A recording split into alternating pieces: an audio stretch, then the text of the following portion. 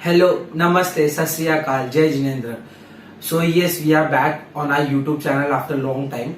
So during this time I was thinking कि what should I do? क्या करना चाहिए मुझे मेरे चैनल पे, because due to COVID I was not able to meet people. So हमारा पुराना motivational series में चला नहीं पाया, continue नहीं कर पाया.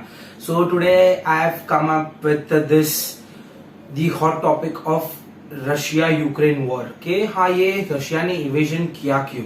सो इसको हम समझेंगे सरल हिंदी भाषा में. मैं आपको समझाऊंगा रशिया यूक्रेन वॉर के बारे में, क्यों हुआ, उसका बैकग्राउंड क्या था. बिकॉज बहुत लोग आज बिना बैकग्राउंड बिना इतिहास समझे ही एक पक्ष ले लेते हैं कि हम रशिया की तरफ है, कि मानवता के लिए यूक्रेन की तरफ है.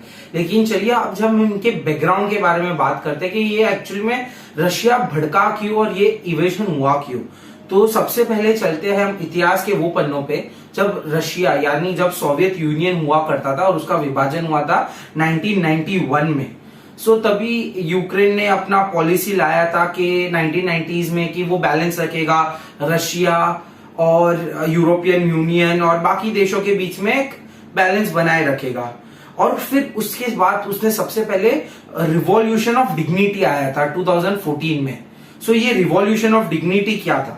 बेसिकली ये एक लाइक अ सिविल वॉर इनके बीच में ही हुआ था, जो उसकी वजह से गवर्नमेंट टॉपल हो गई थी, गवर्नमेंट गिर गई थी, बाकी सरकार गिर गई.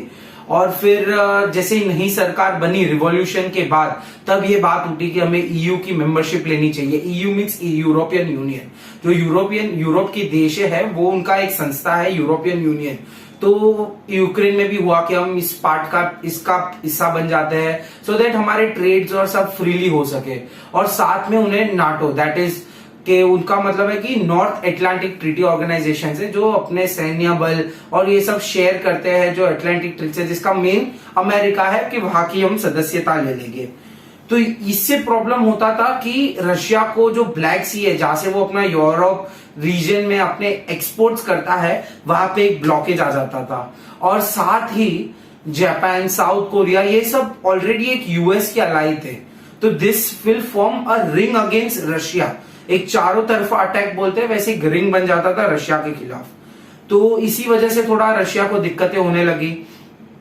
सो रिवॉल्यूशन के पहले भी देखा जाए तो 2014 के आसपास ही रशिया ने क्रीमिया पे अटैक कर दिया और उसको एनेक्स कर दिया. क्रीमिया के इतिहास के ऊपर भी हम बाद में आएंगे कि वो कैसे क्या हुआ, क्यों एनेक्स किया, क्या हुआ.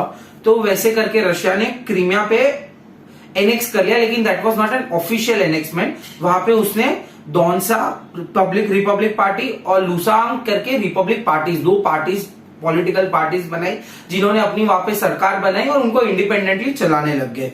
फिर यूक्रेन ने 2019 में अपने कॉन्स्टिट्यूशन में चेंज लाया सो दैट बिकॉज उसके पहले जो ईयू के पेपर साइन होने वाले थे वापस वहां पे ये रिवॉल्यूशन ऑफ डिग्निटी हुआ. इसके लिए इस बार उन्होंने अपने संविधान में चेंजेस लाके ईयू और नाटो की मेंबरशिप के लिए जाना पसंद किया. उसके बाद ही रशिया थोड़ा भड़क गया और उसने अपने बॉर्डर्स के ऊपर काफी टाइट मिलिट्री बेस बनाना चालू कर दिया यूक्रेन के लिए. बिकॉज इट वॉज लाइक जब अगर नाटो का पार्ट बन जाता है यूक्रेन, तो रशिया की बॉर्डर पे आके वेस्टर्न कंट्रीज की सोल्जर्स आर्मी आके खड़ी रह सकती थी, जो रशिया को कुछ हद तक एक्सेप्टेबल नहीं था. Because it was like a threat to its sovereignty, मतलब उसके आत्मरक्षा के लिए भी खतरा था. It was not good for its politics. तो ये हमको मोटा मोटी ऊपर से बेसिक बैकग्राउंड पता है वॉर के लिए कि बहुत टाइम से इनका रिलेशंस नहीं चल रहा था और ये सब ट्रेड्स और ये सब आते हैं. लेकिन अभी हम इनके इतिहास की थोड़ी गहराई में घुसते हैं. सबसे पहले जब ये डिवाइड हुआ था, यूक्रेन बना था, सोवियत यूनियन जब बिखरा था, तब 1990s की बात करते हैं. सबसे पहले क्या हुआ था कि जब विभाजन हुआ तब यूक्रेन के पास 1700 वॉरहेड्स थे जो उसको सोवियत यूनियन से मिले गए थे. फिजिकल पोजेशन यूक्रेन के पास था, लेकिन ऑपरेशनली उसके ऊपर कंट्रोल रशिया का ही था. तो ये भी एक मुद्दा उनके पास से बहुत टाइम से चला आ रहा था. कुछ साल के बाद यूक्रेन ने अपने हथियारों निकाल दिए because it wanted to go towards humanity. ये वो उनके बहुत सारे इंटरनल रीजंस थे. उसकी वजह से उन्होंने सोचा कि नहीं, अभी हमको ये सब चीजें नहीं रखनी है. फिर 1994 में बुडापेस्ट में सबको पता है कि वो हुआ था कि बहुत सारे नेशंस ने वहां पे अपने आप को नॉन न्यूक्लियर डिक्लेयर किया था. तो वहां पे यूक्रेन ने भी अपने सारे हथियार खुद से डिस्ट्रॉय कर दिए और एक एनपीटी करके बना था, ट्रीटी बना था, नॉन प्रोलिफरेशन करके. सो एक एनपीटी करके बना था, वहां पे उन्होंने अपने आप को एज अ एनपीटी बना दिया था। इट बेसिकली मतलब उसका मतलब ये था कि हमारे पास कोई न्यूक्लियर हथियार नहीं रहेंगे। फिर उन्होंने 1996 में अपने सारे वेपन्स रशिया को दे दिए थे in exchange of some gas debts और ये वो करके उन्होंने अपने सारे वेपन्स रशिया को देके दे बिकेम नॉन न्यूक्लियर। तो ये उनका न्यूक्लियर पावर का एक स्टोरी रहा है यूक्रेन का। उसके बाद सबसे इंपॉर्टेंट पार्ट आता था ब्लैक सी, और वहां पे सेवास्तोपोल करके एक एरिया है, that is the main thing जो क्रीमिया पेनिनसुला में आता है। सो क्रीमिया एक पेनिनसुला है जो यूक्रेन के नीचे पड़ता है, यहाँ पे हमारा रशिया है, यहाँ पे यूक्रेन है, और नीचे क्रीमिया पेनिनसुला करके ब्लैक सी के उधर। तो दैट इज वो एक बहुत ही इंपॉर्टेंट जगह है ट्रेड कनेक्ट करने के लिए यूरोपियन रीजन में। सो 1954 में सडनली रशिया ने बोला कि ये जो हमने क्रीमिया यूक्रेन को गिफ्ट दिया है वो गलत है, दैट इज हम उसको मान्य नहीं मानते और वो चीज हम उसको कंसिडर नहीं करते। तो उसके वजह से वापस उनका काफी डिस्प्यूट चला and that was the main reason कि क्रीमिया हमेशा हाईलाइट रहा है। तो क्रीमिया के उधर चल रहा है और सिमिलरली एक और रीजन है डुडमास करके, वहां पे भी ये सब प्रॉब्लम्स चल रही है।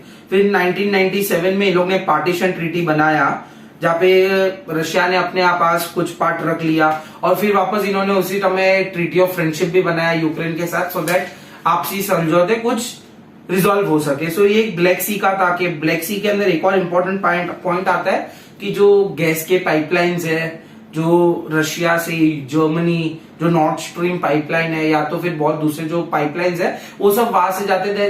मतलब इसके लिए ब्लैक सी एक बहुत इंपॉर्टेंट चीज है वहां पे ट्रेड करने के लिए। एंड आज की तारीख में सारी कंट्रीज इकोनॉमीज पे ज्यादा फोकस करते हैं, इसके लिए that is one of the reason. अभी हम लोग आते हैं इकोनॉमीज पे, तो इन दोनों की जियोग्राफी समझे।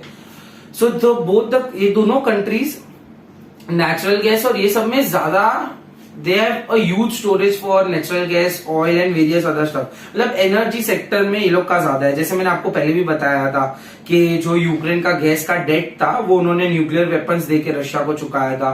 इसी बीच में रशिया का जो यूक्रेन को एक्सपोर्ट्स का था percentage, it was around 26.2% in 1997। Suddenly वो डिक्लाइन हो गया 23% पे, लेकिन इंपोर्ट्स फिर भी स्टेडी थे। सो दिस ऑल्सो स्टार्टेड के यूक्रेन में चालू हो गया था, रशिया में भी, कि डिपेंडेंसी रशिया के ऊपर कम करे बिकॉज ऑफ वेरियस डिस्प्यूट्स। तो ऐसा था कि जो 70 to 75% उनका गैस और 80% ऑयल रशिया से ही आता था यूक्रेन में। So there was a high dependencies, but Russia भी कुछ कुछ चीजों के लिए इनके ऊपर डिपेंडेंट था, जैसे कि वहां के मेटल्स, स्टील प्लेट्स, पाइप्स, ऐसी छोटी बहुत सारी चीजें थी जो यूक्रेन से रशिया में जाती थी। So that was the preliminary things जो 1990 में इनके इकोनॉमिक्स, न्यूक्लियर वेपन्स, जियोपॉलिटिकल और बहुत सारी स्टफ्स में थी। जब 2000 आए और सबसे पहले इंपॉर्टेंट इंसिडेंट 2000 में ये हुआ कि 2004 में यूक्रेन में इलेक्शंस हुए थे। सो यूक्रेन इलेक्शंस के पहले भी बहुत सारे प्रॉब्लम थे, जैसे कि एक्सीडेंटल ये लोग ने शूट कर दिया था रशियन एयर मिसाइल्स को यूक्रेन मिलिट्री ने। तुजला आइलैंड करके एक है, वहां पे भी उनका कुछ प्रॉब्लम चल रहा था। लेकिन ये जब गवर्नमेंट चेंज हुआ तब जो उसके पहले की जो गवर्नमेंट थी used to usually favour Russia, पर ये जब गवर्नमेंट टॉपल हुआ तब उसके बाद जो गवर्नमेंट आई वो यूजुअली वेस्टर्न साइड्स को सपोर्ट करने लगी। So it became a more difficult thing for them. फिर रशिया और यूक्रेन के बीच में गैस डिस्प्यूट भी हो गया था उसके बाद ही, बिकॉज ऑफ दिस के ईयू और नाटो को लोग सप्लाई करने लगे थे। रशिया वाज लाइक कंपटीशन हो गया था रशिया के लिए ग्लोबल मार्केट में। सो अगेन रशिया ने 2009 में गैस कॉन्फ्लिक्ट के लिए छापा भी था कि रशियन जर्नलिस्ट प्रिंटेड दैट कि ये Ukraine has become greedy, aggressive और बहुत सारे स्टेटमेंट्स पास हुए थे। तो वापस एक थोड़ा सा वैसा हो गया था और उसके बाद ही रशियन और जॉर्जियन वॉर भी आया था। तो Ukraine went and supported Georgia, so this also created like a conflict of differences among both the countries. सो ये बहुत सारी चीजें आई थी। 2009 के अंदर नेचुरल गैस का जो सप्लाई था यूक्रेन ने रशिया को स्टॉप कर दिया था और रशिया के जो पाइपलाइंस यूक्रेन के थ्रू हो जाते थे टू द यूरोपियन रीजन, वो सारे के ऊपर भी ये लोग ने शट ला लिया था। सो 2000s में ऐसी बहुत सारी एक्टिविटीज हुई थी जो रशिया को पिंच कर रही थी, बट रशिया अपने आप को कुछ स्टेबल पे नहीं ला पा रहा था कि कैसे उसका सोल्यूशन लाए, क्या कंक्लूजन लाए। फिर आते हैं हम रिसेंट टाइम्स में, 2010 के बाद क्या हुआ। तो सबसे पहले 2013 में they try to fill the form with European Union, EU के साथ फॉर्म भरना, फिर वहां पे वापस वो कॉन्फ्लिक्ट हुआ, रिवॉल्यूशन आया, dignity, and then again the government got toppled. तो ये क्रेज हुआ। तब तक उसके बाद ही इसके रिबेलियन में रशिया ने क्रीमिया को एनेक्स कर दिया 2014 में, इसके बदले लेने के लिए।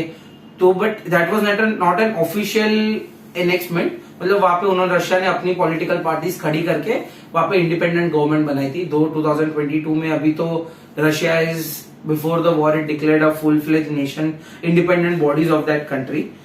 2015 में यूक्रेन ने अपना मिलिट्री कोऑपरेशन सस्पेंड किया था रशिया के साथ। So this was the important timeline जो 2010 के बाद हुआ है, बिकॉज मिलिट्री ऑपरेशन शट करना एक ऐसी चीज है कि मतलब एक तरीके से सामने से हम बोलते चुनौती दे रहे हैं उनको, हम हमारी सैन्य शक्ति आपको नहीं बताएंगे, हम आपके साथ कोई ड्रिल्स नहीं करेंगे, कुछ भी नहीं करेंगे। सो this were the various points के वजह से मिलिट्री ऑपरेशंस भी शट हो गया। और फिर आया 2019 में, जब यूक्रेन ने रशिया का जो गैस का ट्रांजिट था यूरोप के लिए, जर्मनी के लिए स्पेशली, उसके ऊपर उसने अपना ऑब्जेक्शन उठाया, नेटो देशों को अपने पक्ष में लिया, and then again European Union के ऊपर भी प्रेशर बनाया था। और इस पाइपलाइन का नाम नॉर्ड स्ट्रीम 2 करके था। There is already one pipeline Nord Stream 1 करके जो सप्लाई करती है। नॉर्ड स्ट्रीम 2 अभी तक ऑपरेशनल आया नहीं है, बट ये ऑपरेशन में आने वाला था। So this was an very important pipeline, because आज के डेट में रशिया जर्मनी को अराउंड 35% उसका जो नेचुरल गैस है वो एक्सपोर्ट करता है। So Germany is a lot dependent on that. अभी ये दूसरा नॉर्ड स्ट्रीम 2 बन जाता तो डिपेंडेंसी में भी यूरोपियन रीजन में और बढ़ जाता था।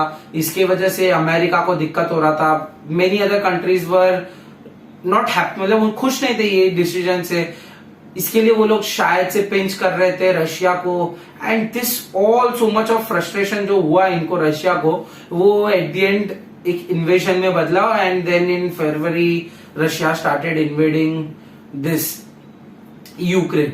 बट इसके पीछे समझने के लिए ये बात है कि जियोपॉलिटिक्स में मैंने आपको बताया कि जब से इनका स्प्लिट हुआ था 1991 से लेके 1990 से लेके अभी तक उनके रिलेशंस इतने अच्छे नहीं रहे, लेकिन they have always been on back front, never fully war या कुछ ऐसा डिक्लेयर नहीं हुआ है, कभी इन्वेशन नहीं हुआ था। तो इस बार क्यों? लेकिन मैंने इतने सारे आपको रीजंस बताए। Russia was getting impacted from all sides, के नीचे से जापान भी था, साउथ कोरिया था, western were getting more powerful, Soviet union का भी डिवीजन इसी रीजन पे हुआ था। एंड नाउ अगेन वो उनके ट्रेड पे भी हैम्पर ला रहे थे, Nord stream 2। Ukraine was gaining more power US की वजह से। ये वो बहुत सारी चीजें थी कि रशिया नहीं चाहते हुए भी अपनी पावर दिखाने के लिए वो वॉर पे उतरा। तो इसमें एक चीज समझने वाली बात है कि there were a lot of reason, बहुत सारी चीजें थी जो हमें देखनी चाहिए। हम कुछ चीजें, जैसे मैंने आपको स्टार्टिंग में बैकग्राउंड बताया, वो चीजें काफी नहीं है। हम इसके इतिहास को पढ़े तो हमें पता चलेगा कि इसमें बहुत सारी चीजें। और यूक्रेन में भी वापस ऐसा भी है कि जो ईस्टर्न यूक्रेन है वहां पर रशियन एथनिक लोग ही रहते हैं। So they are very supportive to Russia, they want the Russian government to be there. However central and western Ukraine is more of the western philosophy. वो यूरोपियन यूनियन और वहां की विचारधाराओं में ऐसे उनको लगता है कि हमें उस तरफ जाना चाहिए। So there is also very एक वहां पे एक रिलीजियस और क्या बोलूं मैं, एथनिक शिफ्ट भी बहुत बड़ा है दो के बीच में। इसके लिए there are lot of things कि जो चल रही है जियोपॉलिटिकली देखने के लिए। So I would say that blindly किसी एक को सपोर्ट करना is incorrect. So this were the facts for the background of the war. Saying about support या impact on India, so yes, India may be benefited because India के friendly relations है Russia के साथ। So obviously we heard in news also recently कि Russia अपने oil और gas को cheaper rates पे इंडिया, सस्ते में इंडिया को बेचेगा। So this will be also some points where India will help. और ऑल्सो है कि we have got an opportunity to export because अभी यूक्रेन और रशिया दोनों से exports are hampered. Many European unions में फेस मेनी, मतलब वहां पे बहुत सारी चीजों की कमी आ सकती है। So India is a good opportunity to enter into a global market एक लार्ज स्केल पे। But yes, there are various points जहाँ पे इंडिया को भी इम्पैक्ट होगा, बिकॉज अगर फ्यूचर में कुछ साइड लेने की बारी आती है तो openly India is not in a position कि वो कोई भी कंट्री का साइड ले सके। एंड दूसरी बात है कि हाँ, अपने स्टूडेंट्स और वो सबको निकालना, तो वो सब I think government is doing its job very fairly. कि गवर्नमेंट जो कर रही है वो yes it has to be appreciated, तारीफ के काबिल है वो सारी चीजें। सो बस यही था ये वीडियो से कि आप बैकग्राउंड सीखे, दूसरों के साथ भी शेयर करें, ब्लाइंडली कोई भी चीज पे सुन के कोई चीज अपना ओपिनियन ना बनाए। ऐसी ही इंटरेस्टिंग वीडियोस हम आपके लिए लाते रहेंगे। So yes, tata bye bye, good night, and hope that you are connected with me on this my channel. Thank you, bye bye.